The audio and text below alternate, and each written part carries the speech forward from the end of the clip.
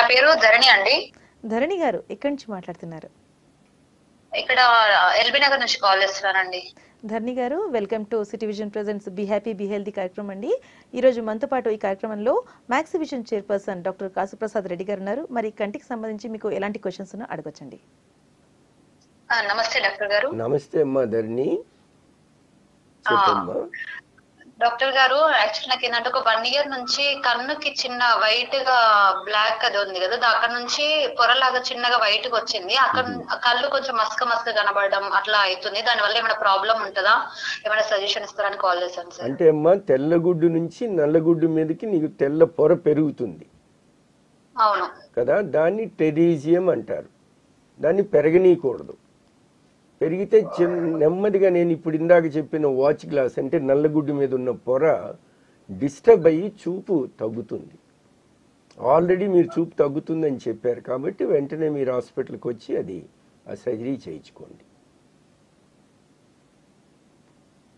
Thank you so much అండి ధరణి గారు, call చేసినందుకు. మీ క్వశ్చన్కి చక్కటి సమాధానం దొరికింది నేను కూడా అనుకుంటున్నాను. మరి మీరు కూడా చూస్తున్నట్లయితే ఈరోజు మన బీ హ్యాపీ బీ హెల్తీ కార్యక్రమంలో మనతో పాటు ఉన్నారు chairperson, Max Vision chairperson doctor Kasuprasad Reddy గారు. మరి కంటికి సంబంధించి మీకు కూడా ఎలాంటి క్వశ్చన్స్ ఉన్నా సరే స్క్రీన్ పైన కనిపించే నెంబర్కి కాల్ చేసి తెలుసుకోవచ్చండి. సార్, మీ సర్జరీస్ కొంతసేపు పేషెంట్స్ అందరికి పక్కన పెట్టేసి ఒక విషయం మాకు తెలిసింది ఏంటంటే, British licence as a pilot మీకు ఉంది and you are a very good golf player అనేసి తెలిసింది. ప్రతిరోజు మీరు గోల్ఫ్ ఆడతారు అని కూడా తెలిసింది.